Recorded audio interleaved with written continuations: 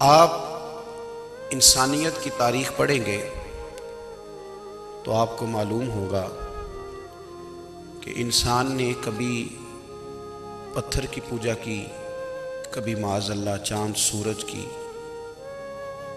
दरख्तों की, बुतों की पूजा की। माज़अल्लाह ये गलत डायरेक्शन पे तो चढ़ गया, लेकिन ऐसा नहीं है कि कोई बंदा दुनिया में आया हो और किसी की उसने इबादत ना की हो। इसलिए कि अल्लाह तबारक व तआला ने जिस तरह हमारे जिस्म में खाने की तलब रखी है, पीने की तलब रखी है, सोने की तलब रखी है, इसी तरह अल्लाह ताला ने इबादत के लिए तलब रखी है जिस्म में। ये तो हुआ कि इंसान गुमराह हो गया, गलत रस्तों पे चल निकला, उसने झूठे माबूदों की तरफ माज़अल्लाह तवज्जो कर ली, लेकिन वो किसी न किसी के सामने झुकता रहा, क्योंकि उसके वजूद में तलब थी, शौक था उसे कि वो इबादत करे। अल्लाह तबारक व तआला जब मुसलमान को तौफीक दे और अल्लाह की बारगाह की जानिब वो रुजू करे, तो फिर उसका रवैया ये होना चाहिए कि उसकी तवज्जो हो अल्लाह की जानिब। हमारे यहाँ तस्बीहात पढ़ ली जाती हैं अगर कभी मौका मिले, लेकिन वो ख़ास इन्हिमाक, वो ख़ास शौक़, वो ख़ास ज़ौक़ अल्लाह तबारक व तआला की इबादत का। एक होता है नमाज़ पढ़ना, एक होता है एहतमाम के साथ नमाज़ पढ़ना, यानी ज़रा वक्त पे उठना, ज़रा सही करके वज़ू करना, ज़रा शौक़ से मुसल्ला बिछाना। एक होता है तस्बीह पढ़ लेना, और एक होता है ज़रा थोड़ा सा ना शौक़ के साथ अल्लाह को याद करना। आप कभी जो मैंने आय करीमा पढ़ी, इसकी आप शान नज़ूल देखें। नबी करीम सल्लल्लाहु ताला अलैहि वसल्लम के ना कुछ सहाबा अल्लाह की मोहब्बत के शौक़ में हुजूर की बारगाह में हाजिर हुए।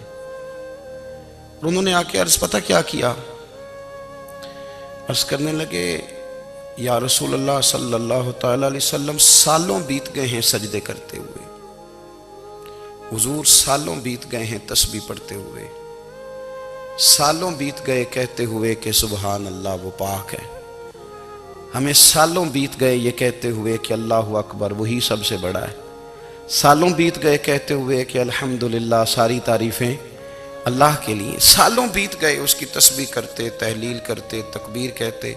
हुजूर अब ना हमारा अपने रब से मिलने को जी चाहता है, कभी यह हकीकत मुंतज़िर नजर आ न लिबास मजाज में, लाखों सजदे तड़प रहे हैं मेरी जबीने नियाज में।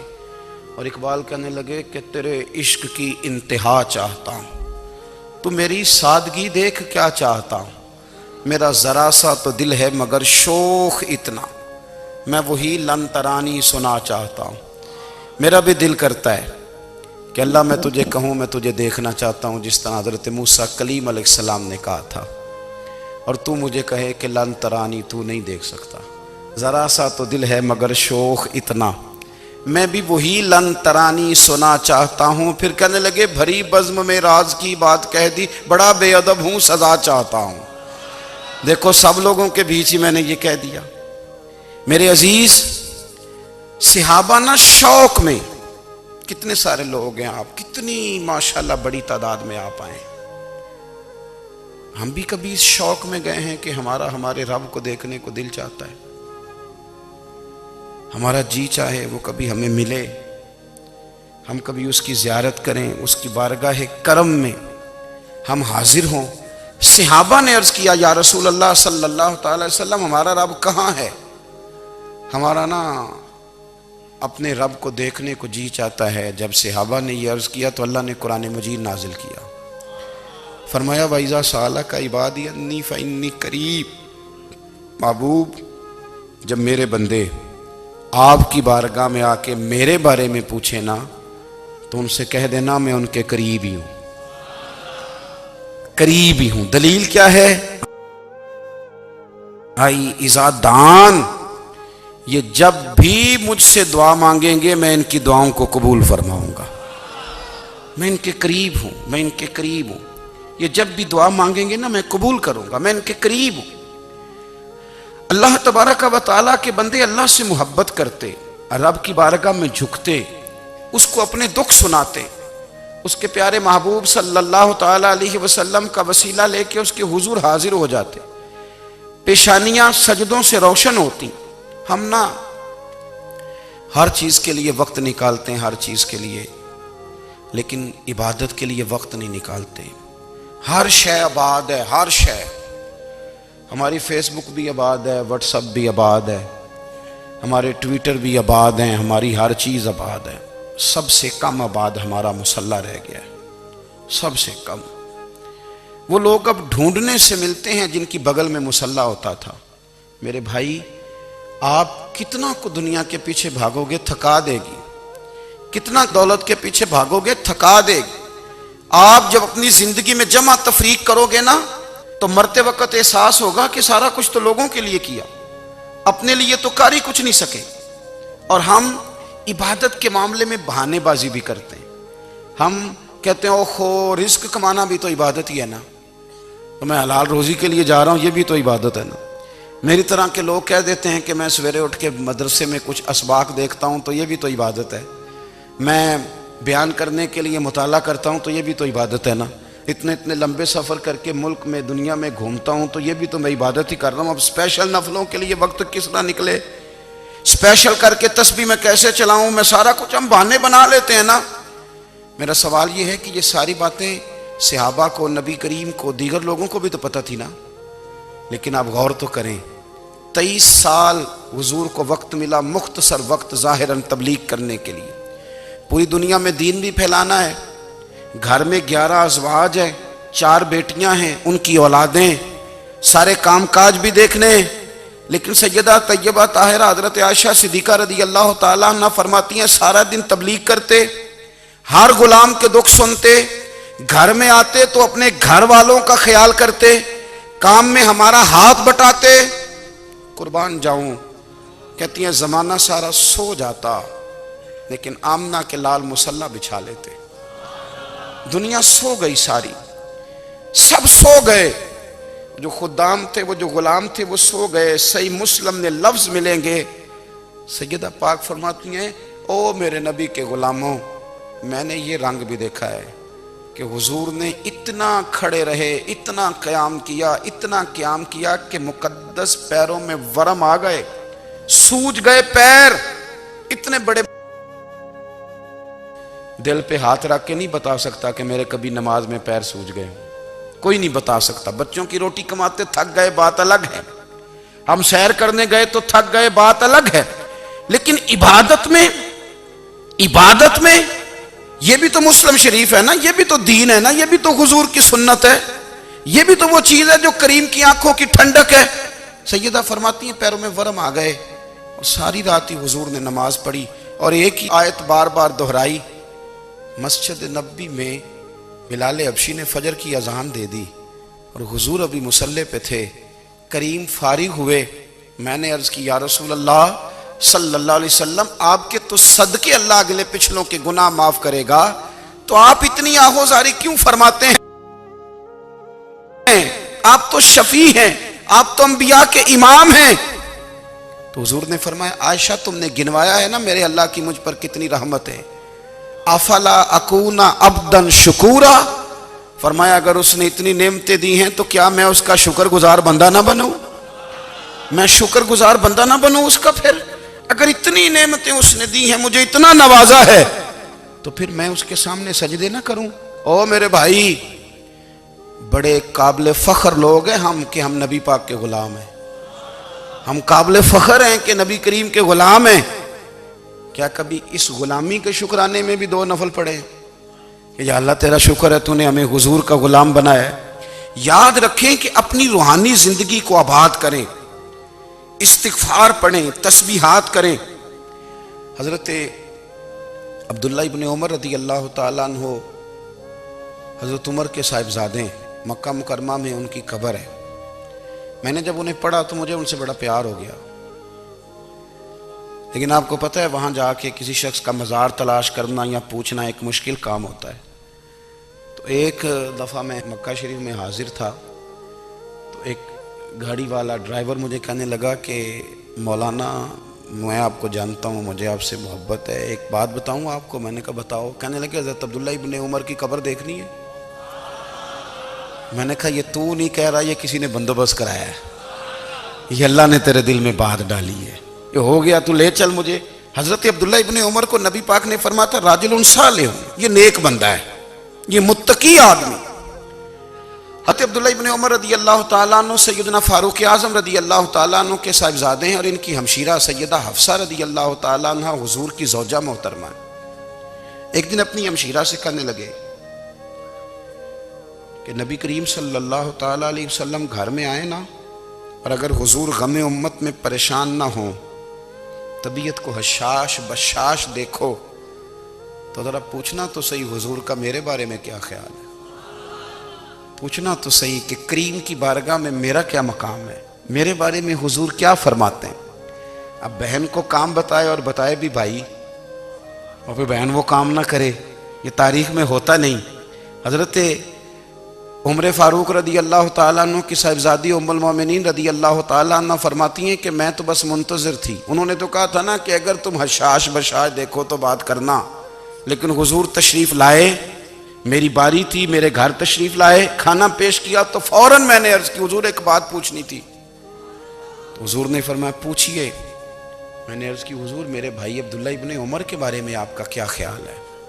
नौजवानों मेरी बात पे गौर करना, मेरे भाई के बारे में आपका क्या ख्याल है। तो नबी करीम सल्लल्लाहु ताला अलैहि वसल्लम ने मेरी तरफ देखा और फिर हुजूर ज़ेरे लब थोड़ा मुस्कुराए। और बरेली के इमाम कहते हैं कि हुजूर मुस्कुरा देते थे ना, तो जो बड़ा दुखी होता था वो भी हंस पड़ता था। अब सवाल पैदा होता था कि फिर तो उस मुस्कुराहट के लिए इंतज़ार करना पड़ता होगा कई कई महीने कि हुजूर मुस्कुराएं तो रोने वाले हंसें। तो आला हज़रत फरमाते नहीं, इंतज़ार नहीं करना पड़ता, ये मुस्कुराते रहना तो हुजूर की आदत है। जिसकी तस्कीन से रोते हुए हंस पड़े, उस तबस्सुम की आदत पे लाखों सलाम। ये तो आदत है हुजूर की मुस्कुराते रहना, इसके लिए इंतज़ार नहीं करना पड़ता। भाइयों आप ख्याल रखेंगे, गौर करेंगे। हजरत अब्दुल्ला इब्ने उमर रदी अल्लाह ताला अन्हु के बारे में पूछा तो सज्जिदा फरमाती हैं कि नबी करीम सल्लल्लाहु ताला अलैहि वसल्लम ना ज़ेरे लब मुस्कुराए और फरमाया हफ्सा तेरा भाई है तो अच्छा, लेकिन मैंने सुना है कि इशा की नमाज पढ़ता है तो फजर तक सोया ही रहता है। ओ नौजवानों, 10 बजे तक सोने की बात नहीं हुई, 9 बजे तक सोने की बात नहीं हुई, 11 बजे उठने की बात नहीं। हुजूर फरमाने लगे मैंने सुना है कि इशा की नमाज पढ़ के सो जाता है और फजर तक सोया ही रहता है। उसे चाहिए कि तहज्जुद के वक्त उठा करे, अल्लाह की बारगाह में हाजिर हुआ करे, आहुजारी करे, सजदे करे, इबादत करे। उठता है और फजर में जाके उठता है।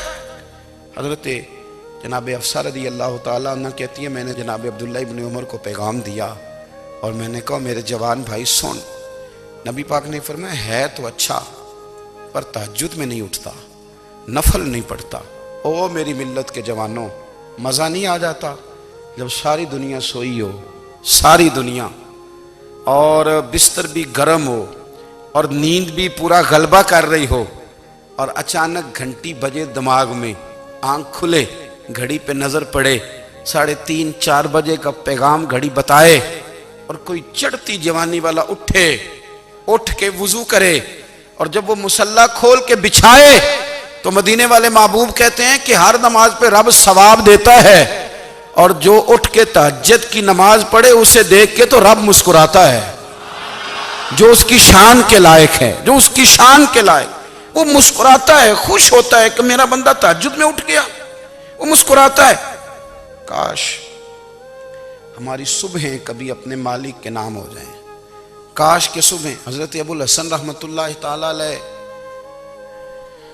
हजरत मुआज़ इब्ने जबल रदी अल्लाह ताला अन्हु के पास बैठा करते थे। फरमाते हैं उनसे जो प्यार बढ़ा तो फिर मेरा मुसल्ले से भी बढ़ गया। ताबी हैं, फरमाते हैं सहाबी रसूल से मोहब्बत हुई तो जिक्र से भी हो गई, फिर दुरूद शरीफ से भी हो गई। मोहब्बत उनसे बढ़ी तो फिर अल्लाह ने मस्जिद का प्यार भी बढ़ा दिया।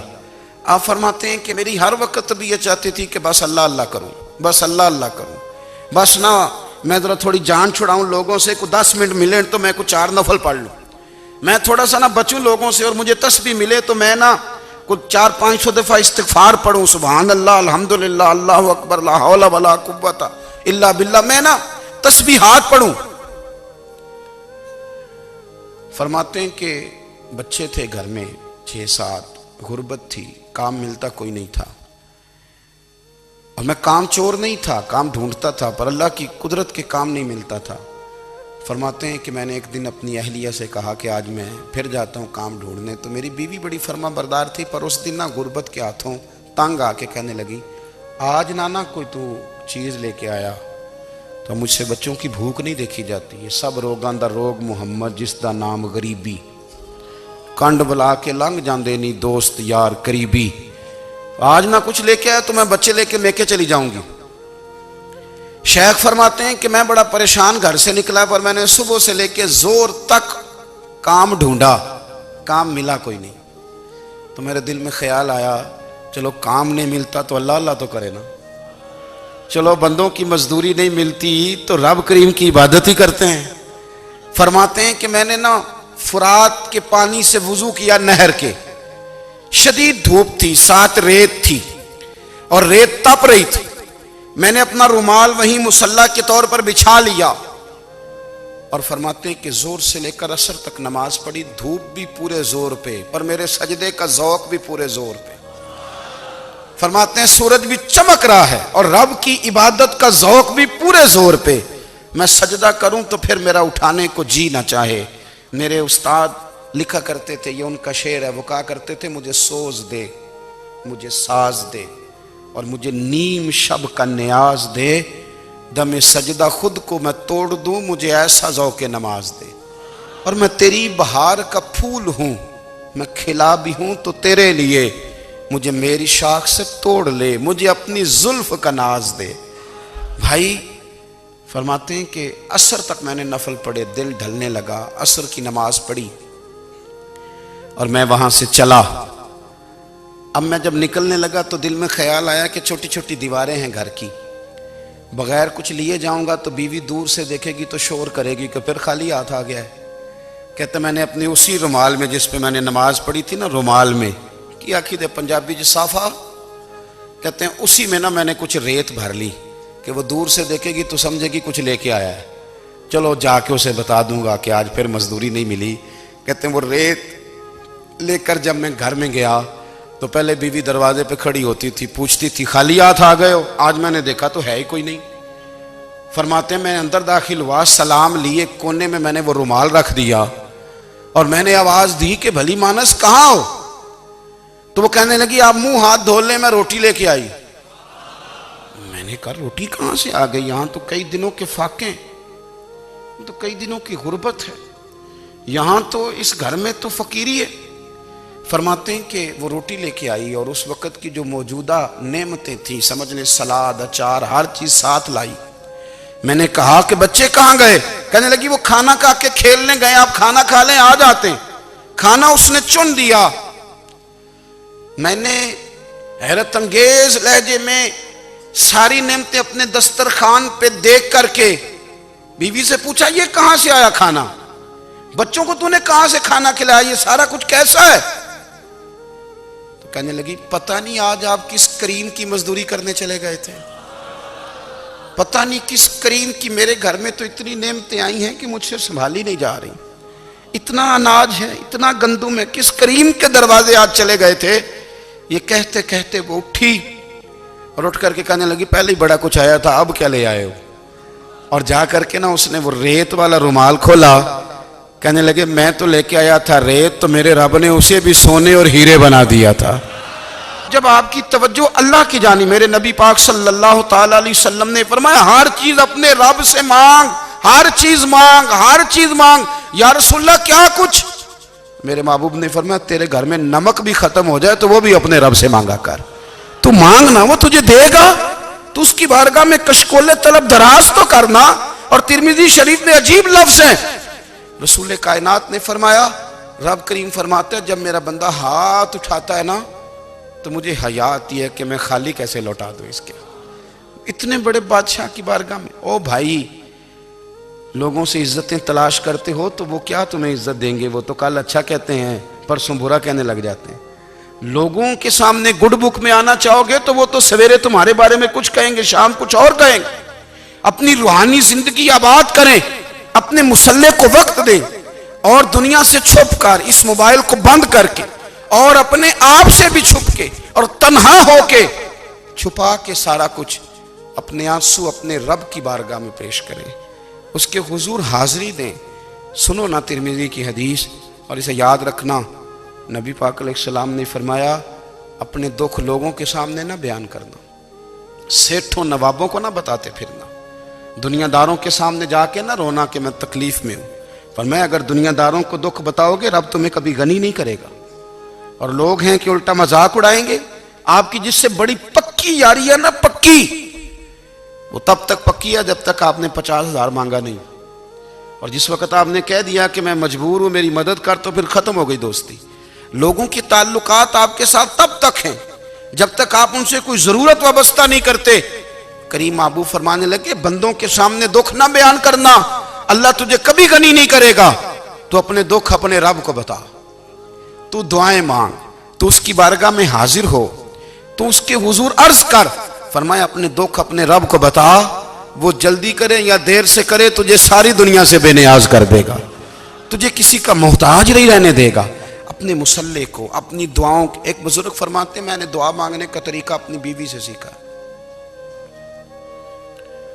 दुआ मांगने का तरीका अपनी, सीखने वाले तो अपने बच्चों से भी सीख लेते हैं, सीखने वाले तो हर एक से सीखते हैं। वो कहते हैं मैंने दुआ मांगने का सलीका अपनी बीवी से सीखा है। हजरत वो किस तरह? फरमाने लगे, मेरी बीवी ने ना मुझे कोई काम बताया, कुछ पैसों की ज़रूरत के लिए कहा, तो मैंने उसे कहा कि भाई अभी मेरे पास नहीं है, कुछ दिनों में आते हैं तो मैं दे दूंगा। औरतों की आदत होती है, वो बार बार याद कराती हैं। 2-4 दिनों के बाद फिर उसने कहा, हजरत वो मैंने कहा था कुछ पैसे, मैंने उसे कहा कि अभी मेरे पास नहीं है, कुछ दिनों में मिलते हैं तो मैं तुम्हें दे दूंगा। उसने कुछ दिनों के बाद फिर कहा, हुजूर वो मैंने कुछ पैसे कहे थे। फरमाते मैंने डांट दिया, मैंने कहा कि क्या तू रोज मुझे शर्मिंदा करती है, कहा ना मेरे पास नहीं है, होंगे तो दे दूंगा, तू रोज याद कराती है।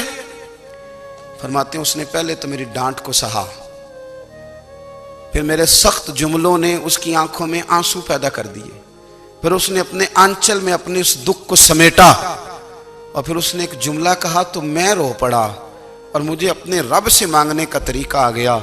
मुझे कहने लगी, हजरत जी आपने डांट दिया, मैंने सह लिया, पर आप ही मेरे शौहर हैं, बताएं ना, आपसे ना कहूं तो मैं किससे जाके कहूं। फरमाते हैं मैं रो पड़ा और मैं खुल के रोया और मैं तड़प के रोया और फिर मेरी सिसकियां बंद गईं। तो मुझे कहने लगी आपको क्या हुआ? मैंने कहा मुझे भी दुआ मांगनी आ गई है। जब मैं उसे कहूंगा ना, अल्लाह तू ही मेरा रब है, मैं तुझसे ना कहूं तो मैं किससे जाके कहूं, मैं क्यों किसी बंदे से सवाल करूं, मैं क्यों किसी दुनियादार से कहूं, मैं तेरे बंदों का, नेक बंदों का वसीला लेके, तेरे महबूब की गुलामी लेके तेरी बारगाह में आया, तुझसे ना मांगूं तो किससे मांगूं। समझ आ गई है, जब मैं इस रंग में मांगूंगा तो फिर रब मेरे ऊपर बड़ा ही फजल फरमाएगा, वो मेरे ऊपर बड़ी रहमत करेगा, वो मेरे लिए आसानियां करे। अजीज दोस्तों, हम इस तरह करने लग गए हैं कि हमने ना अपने ताल्लुकात पर एतमाद करना शुरू कर दिया है। मेरे ताल्लुकात बहुत हैं, हमने अपनी दौलत पर एतमाद करना शुरू कर दिया है, मेरे पास दौलत बहुत है। हमने अपने इल्म पर, अपनी शोहरत पर एतमाद करना शुरू कर दिया है कि मेरे पास फलां चीज बहुत है। याद रखना, जब बेनियाज अपनी सिफ्ते बेनियाजी दिखाता है तो बड़ी बड़ी दौलतों वाले मजबूर नजर आते हैं। भाइयों, जब इंसान का रिश्ता अपने मालिक के साथ होता है फिर तो गम भी कुछ नहीं कहते, परेशानियां भी कुछ नहीं कहती, फिर तो जिंदगी सब्र वाली, फिर तो जिंदगी तवक्कुल वाली, फिर तो जिंदगी भरोसे वाली। फिर इंसान अपने आप को रुसवा नहीं करता, दुनियादारों से उम्मीदें उसकी खत्म हो जाती, उम्मीदें अल्लाह रसूल से लगा लेता है, मजबूत हो जाता है, मजबूत, ताकतवर हो जाता है, खुददार हो जाता है, बावकार बाइज्जत हो जाता है। हजरत बहलोल दाना रहमतुल्लाह अलैह बैठे थे तो हारून रशीद हज करके आ रहा था, तो रास्ते में हजरत शेख से मुलाकात हो गई। तो अस्सलामु अलैकुम के बाद कहने लगा, हुजूर कोई हुक्म हो तो बताइएगा।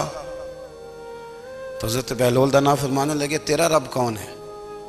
उसने कहा अल्लाह। तो फरमाया मेरा कौन है? कहा अल्लाह। फरमाने लगे तो बड़ा ही बेवकूफ है, क्या तू ये समझता है कि रब हारून रशीद को तो देगा और बहलोल दाना को भूल जाएगा? तेरा भी वही रब है, मेरा भी वही रब है, उसने अगर तुझे दे के आजमाया है तो हो सकता है मुझे ना दे के आजमा रहा हो। जब उसकी हिकमत के तकाजे होंगे तो अता करेगा और देगा। तू जा अपना काम कर। भाई अपनी रूहानी जिंदगी, अपनी इबादत, अपने वज़ाइफ, अपने रोजमर्रा के मामलात, अपनी दुआएं, अपना इस्तिगफार। देखो कोई मुश्किल काम तो नहीं, 2 रुकू हैं सूरह वाक़िया की, अगर रात को पढ़ ली जाए तो। मैं किस तरह ये बात बयान करूं कि तवीज़ बांटना आसान है और वजीफा बताना मुश्किल है। सारा दिन तवीज़ बांटें तो लोग लेने को तैयार हैं, और अगर आप वजीफा बताएं तो कहते हैं तो मुश्किल काम है। ओ खुदा के बंदे, अगर आपका ताल्लुक कुरान पाक के साथ मजबूत हो, कुरान पाक के साथ अगर आपका रिश्ता हो, लोग सिफारिशें ढूंढते हैं ना दुनिया में, कोई ताल्लुक मिल जाए तो मेरा काम हो जाए। दुनिया में इतना मुश्किल मामला है, आखिरत में मुझे बताइएगा कितना मुश्किल मामला होगा। मेरे नबी पाक सल्लल्लाहु ताला अलैहि वसल्लम ने फरमाया, जो लोग सूरह मुल्क पढ़ा करते थे ना, सूरह मुल्क, ये सूरत मुल्क क़यामत में उनकी सिफारिश करेगी, और इस तरह करेगी कि कहेगी ए अल्लाह यहाँ इस बंदे को जन्नत में दाखिल कर दे या मुझे कुरान पाक से अलहदा कर दे। तो रब फरमाएगा जा इसका दामन थाम के इसे जन्नत तक पहुंचाया। आप बात को समझिए, जब आपके ताल्लुकात अपने मामलात के साथ मजबूत होंगे, ये नबी करीम ने वादा किया है कि तू सूरत वाक़िया पढ़, तेरे घर में फाका नहीं आएगा। हज़रत अब्दुल्लाह इब्न मसूद रदी अल्लाह तआला अन्हु बीमार थे तो हज़रत उस्मान गनी रदी अल्लाह तआला अन्हु तीमारदारी के लिए तशरीफ़ ले गए और जा कर के कहा कि आप बड़े बीमार हैं, आपकी बेटियां ज़्यादा हैं, मैं चाहता हूं कि ख़जाने में से कुछ मदद करूं। तो सैयदना अब्दुल्लाह इब्न मसूद रदी अल्लाह तआला अन्हु उठ के बैठ गए और कहने लगे, अमीरुल मोमिनीन, अल्लाह आपको मेरी तरफ से, मेरी बेटियों की तरफ से बेहतर सिला दे। मेरी बेटियों को किसी खजाने की जरूरत नहीं, मैंने उन्हें खजाना दे दिया है। कहा जनाब आपने कौन सा खजाना दिया है, मैं आपके माली मामलात को जानता हूं। तो फरमाने लगे, अमीरुल मोमिनीन, मेरे नबी करीम ने फरमाया है जो सूरत वाक़िया पढ़े उसे कभी फाका नहीं आता, मैंने बेटियों को याद करा दी है, ये खजाना मैंने उन्हें दे दिया है। वो सारे वालिदैन सुने जो बेटियों के लिए परेशान रहते हैं। हजरत अब्दुल्लाह इब्न मसूद नसीहत कर रहे हैं, फरमाने लगे मैंने सूरत वाक़िया याद भी करा दी है, पढ़ने की आदत भी डाल दी है। हुजूर ने फरमाया है जो सूरत वाक़िया पढ़े उसे फाका नहीं आता। कहने लगे चांद तो अपनी जगह छोड़ सकता है, सूरज गिर सकता है, तारे टूट सकते हैं, पर मदीने वाले रसूल की बात गलत नहीं हो सकती। हुजूर ने फरमाया फाका नहीं आएगा तो इंशाअल्लाह कभी भी नहीं आएगा। करने का काम यह है कि हम अपने मामलात, अपनी इबादत, अपनी दुआएं, कभी 10 मिनट आदत हो जाए ना दुआ मांगने की अलहदा से रात को।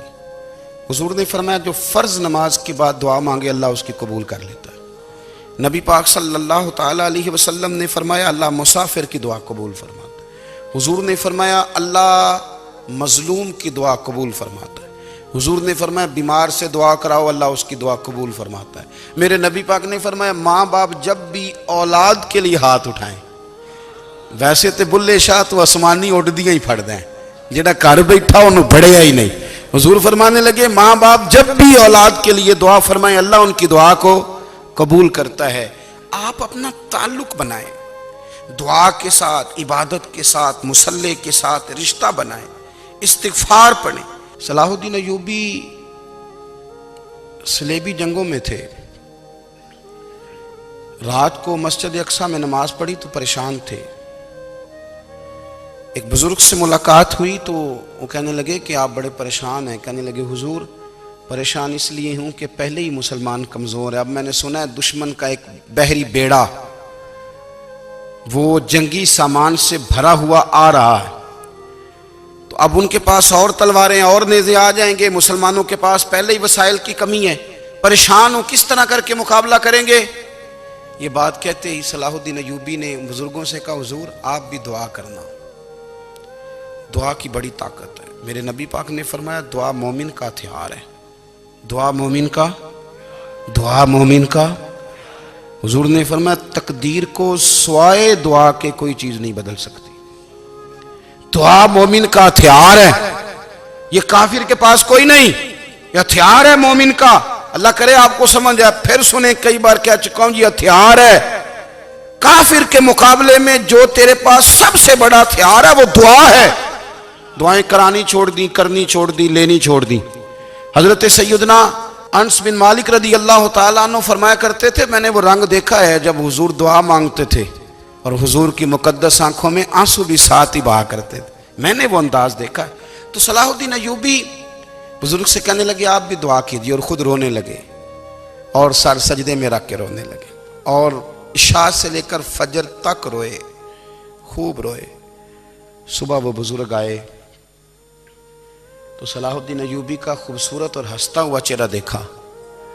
कहने लगे आप बड़े खुश हैं, रात तो मैंने बड़े रोते हुए देखा था। तो कहने लगे हुजूर वो जो बहरी बेड़ा आ रहा था ना वो पानी में डूब गया है, अब वो नहीं आ रहा, अभी खबर आई है तो मैं बड़ा खुश हूँ। बुजुर्ग कहने लगे उठ सीने से लग, और सोने के बाद वो बहरी बेड़ा पानी में नहीं डूबा, वो तेरे आंसुओं में डूब गया है। वो जो तू रात रोया है ना रब करीम की बारगाह में, तो वो डूब गया है। भाई अपना मुसल्ले का, इबादत का, वज़ाइफ का, अल्लाह अल्लाह का सिलसिला उसको मजबूत करें, अपनी दुआओं के ताल्लुक़ को मजबूत करें। दुआएं बड़े इनकलाब बर्पा कर देती हैं। हम थोड़े थोड़े ना जब से खुश्क हुए हैं ना, खुश्क, और मेरी तो जमात ही सूफिया की जमात थी, हम तो दाता अली अजमेरी की जमात से, हम तो ख्वाजा अजमेरी की जमात से, हम तो शेख अहमद फारूक सरहंदी की जमात से, हम तो सूफिया की जमात। हमारी जमात ने भी वो ताल्लुक जो हमारे बुजुर्गों ने बनाया था। बुजुर्ग अल्लाह के करीब कैसे जाता है? तो हमारे यहाँ ना बहुत सारे लोग कहते हैं जी नजर हो गई तो काम हो गया। भाई जो बुखारी मुस्लिम में तरीका है ना अल्लाह का कुर्ब पाने का, वो तो नफल है। नबी करीम अलैहिस्सलाम ने फरमाया बंदा नफलों के जरिए रब के करीब जाता है, और इतना करीब जाता है कि फिर अल्लाह उसकी जुबान बन जाता है, अल्लाह उसकी आंखें बन जाता है, कान बन जाता है, हाथ और पैर बन जाता है। तो ये तो इबादत है, ये तो अल्लाह की बारगाह की हाजिरी है जो आपको अल्लाह के करीब करेगी। तो अपने नमाज को अहमियत दे के अदा करें, नमाजें मोबाइल बंद करके अदा करें। देखिए ना कुछ लोग कहते हैं मुझे टाइम नहीं मिलता नमाज का, तो मैं कहता हूँ ये आपने बड़ी जुर्रत की बात की है। मुझे को मेरा पीर भाई कह देना मेरे पास टाइम नहीं है आपको मिलने का, तो मैं कहता हूँ आज के बाद आना ही ना। मैं तू क्या समझता है, तू बहुत बड़ा आदमी है, तेरे पास टाइम नहीं है और हमें मिलने का टाइम, मौज कर। तो आपने अल्लाह रसूल को कह दिया टाइम नहीं। और अजीब फलसफा है ना, कहा जाए नमाज पढ़ने आओ तो कहते हैं कपड़े ठीक नहीं, और कहा जाए कि आओ जरा दावत पे चलें तो कहते हैं 1 मिनट ठहर मैं कपड़े बदल के आया। नमाज के लिए कहा तो कहते ठीक नहीं, दावत के लिए कहा तो कहते मैं जरा तैयारी कर लूं, यूं जाना मुनासिब नहीं। ये मामला ठीक नहीं। रब तो फरमाता है कि जब तू मस्जिद में आ तो जीनत इख्तियार करके आ, खूब ज़ौक़ से दुआ मांगे, खूब शौक़ से नमाज पढ़ें, खूब इस्तिग़फ़ार का मिजाज बनाएं। आप लोगों के बीच रह के सुख हासिल करना चाहते हैं, लेकिन आपको पता है कई कई महीने गारे हिरा में रहना भी मदीने वाले महबूब का तरीका है। हर साल एतिकाफ बैठना अलग से, ये भी हुजूर का तरीका है। मस्जिद नबी के अंदर दरवाज़ा खुलता था नबी करीम का, पर घर के अंदर नफल पढ़े नबी पाक। और हुजूर फरमाते हैं कुछ नफल नमाज घर में भी पढ़ा करो, घर को कब्रिस्तान ना बनाओ। हमारा घर अल्लाह के जिक्र से आबाद होगा अगर हम नमाज पढ़ेंगे ना। मैं जब सुन्नत पढ़ने के लिए घर में खड़ा होता हूँ तो मेरा जो 2.5-3 साल का बेटा है ना, वो भी मेरे साथ नमाज पढ़नी शुरू कर दो। उसे पता कोई नहीं नमाज क्या होती है, लेकिन वो भी ना सजदा ना भी करना है तो साथ लेट ज़रूर जाता है। पता चला बच्चे लेक्चर देने से नमाज नहीं पढ़ते, नमाज शुरू कर दें तो बच्चे भी शुरू कर देते हैं। हम जब परेशान होते हैं तो लेक्चर देते हैं, तो लेक्चर तो बाहर शायद चल जाए, घर में कैसे चलेगा? घर में तो अमल चलेगा। तो मेरे अजीज़, आज के इस रूहानी इज्तिमा में हमारे दोस्तों ने जो मेहनत की, हमने बार बार अपनी नीयत से पूछा खुदा हमें माफ़ करे अगर कोई ज़ाती शोहरत है, कोई हमारे ज़ाती मुफादात हैं, रब हमें हिदायत दे।